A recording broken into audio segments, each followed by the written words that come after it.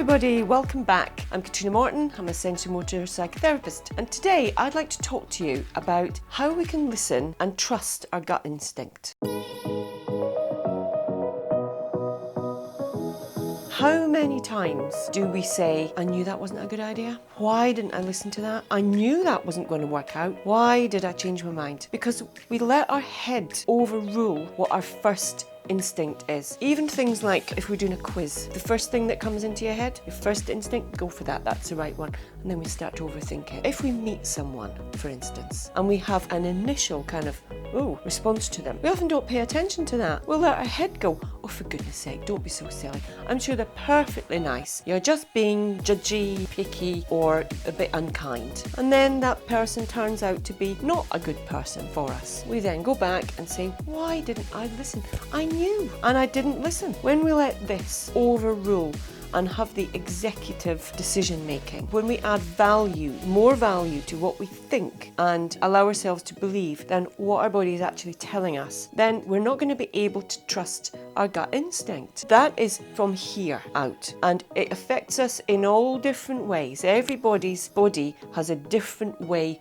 of reacting and responding. And what we need to do is to be able to tune in and to know what a good message from our body feels like, looks like, and what a not so good message, a bit of a warning sign, tells us. We can check those things out. We can learn those signs. We can learn the language of our body so we can learn to trust it. We can do that with things that we know we like and things that we know we don't like.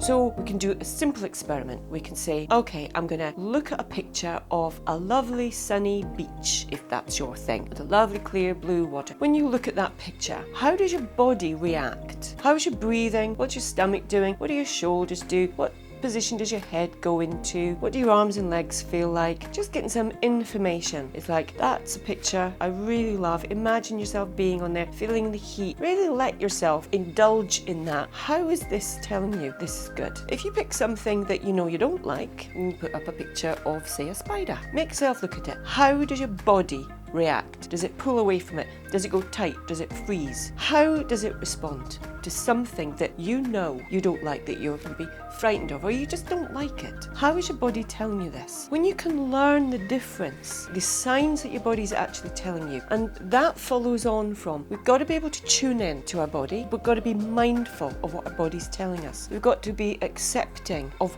what is there, not telling it it's right or wrong, it should be different. When we really want to know what's right for us, we've got to be able to listen in, tune in, and to give our body the value that it deserves. No, your body is telling you that this is not a good thing, or this person is not a good person for you. Listen to it. Don't override it. At the least, be curious about it. I wonder if my body's right. We can maybe wait and see. It's like, okay, maybe my head is right and my body's not getting it wrong. Maybe that person just has something about them that sets us on edge.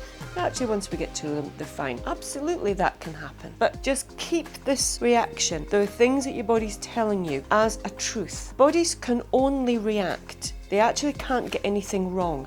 They just react. We have a visceral reaction to something. Well, our extremities will do certain things, we'll move in certain directions, we'll behave, we'll feel internally something very specific. Learn to really read the language of your body. That's your gut instinct. Yes, a lot of it will come from your gut. Our stomachs are very, very reactive. They've got loads and loads of vital organs in there. So when we learn to read it, know what it's telling us, trust it, and then look at the way that the rest of our body's behaving, gives us a really good guideline. Just something to be conscious of. Bear it in mind. Give it a bit of credence. It might settle as those things about the person become more normal. Might not. But give it a value system that it deserves, because it can tell you way, way, way more than your head. Your head will talk you out of things, but your body will only give you a true reading and a true response.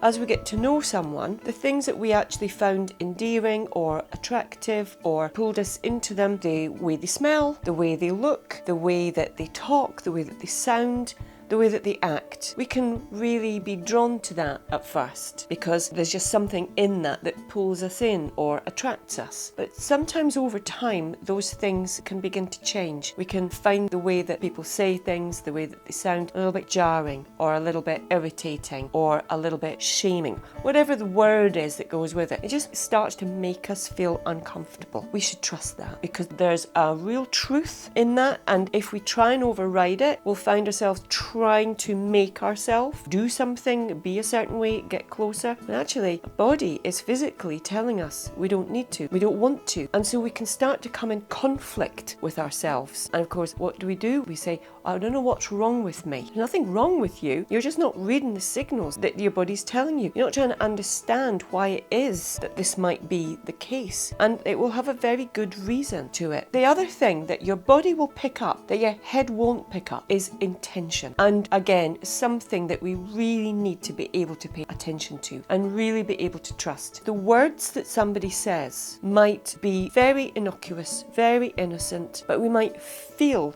the intention that's behind the words. Some people are not direct. If they have a problem with us, they won't be direct and tell us, but we'll feel it. They'll say, no, it's fine. We know it's not fine, but we know that we're not going to get any further. If we try and say, well, it doesn't seem fine, it's absolutely fine. That's what I said.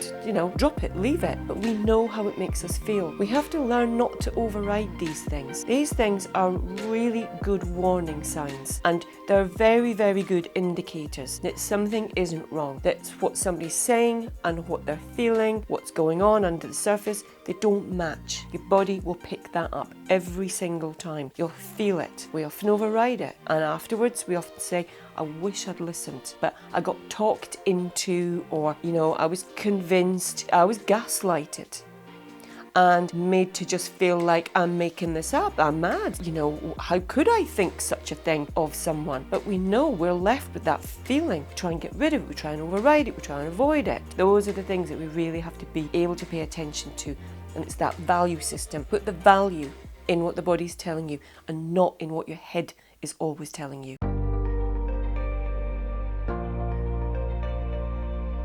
When we feel that intention, where do we feel it? How does it affect us? Does it give us a kind of sinking feeling, or does it give us a bit of anxiety and tension? If those words aren't reassuring, then we know that what we've picked up is something. When we can really recognize that, is it something in your stomach? Is it the way your breath feels? Do your shoulders go tight? Do you feel a pull away from that person or a leaning into it? Try it out. It's like, well, if I think about moving closer to them, how does my body react? Do the muscles all down the side of this go a little bit stiff and it feels a bit harder to move? Or does it feel like it's a kind of flowing movement, that there's an ease? Yes, I can move into that space. I can move towards that person with ease. I believe what they've said. It seems really, really convincing. Just test it out. Listen to what this is telling you. So I really hope this has been helpful, interesting. If you've got any questions, any comments, then please just send them to us. We love getting them. So if you've enjoyed this, give us a big thumbs up and subscribe below to our channel, and I look forward to seeing you again very soon. Bye!